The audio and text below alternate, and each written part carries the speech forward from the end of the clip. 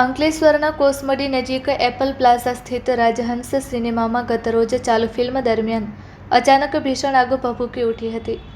સિનેમાની screen number 3માં આગ લાગતા થોડી જ વારમાં સમગ્ર હિસ્સો આગની લપેટમાં આવી ગયો હતો. આગ એટલી વિકરાળ હતી કે સિનેમા હોલમાં 2 લોકો ફસાઈ ગયા હતા.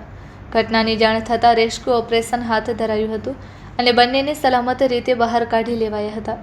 આગના પગલે તાત્કાલિક વીજ પુરવઠો બંધ કરી દેવામાં આવ્યો હતો. ફાયર વિભાગની ટીમો તાત્કાલિક ઘટના સ્થળે દોડી આવી હતી.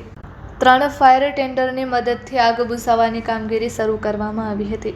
ફાયર જવાનોની આશરે 2 કલાકની ભારે જહેમત બાદ આગ પર કાબૂ મેળવાયો હતો. આગમાં સ્ક્રીન નંબર 3નો સમગ્ર હિસ્સો બળીને ખાખ થઈ ગયો હતો. ઘટનાની ગંભીરતાને પગલે ડીવાયએસપી ડોક્ટર કુશલ ઓઝા સહિતના પોલીસ અધિકારીઓ પણ ઘટના સ્થળે પહોંચ્યા હતા અને સમગ્ર સ્થિતિની સમીક્ષા કરી હતી. આગના કારણે સિનેમામાં ભારે નુકસાન થયું હોવાનું સામે આવ્યું છે. હાલ આગ કયા કારણોસર લાગી તે રહસ્ય અકબંધ છે. ફાયર વિભાગ અને પોલીસ દ્વારા આગના ચોક્કસ કારણો તથા નુકસાન અંગે તપાસ હાથ ધરવામાં આવી છે.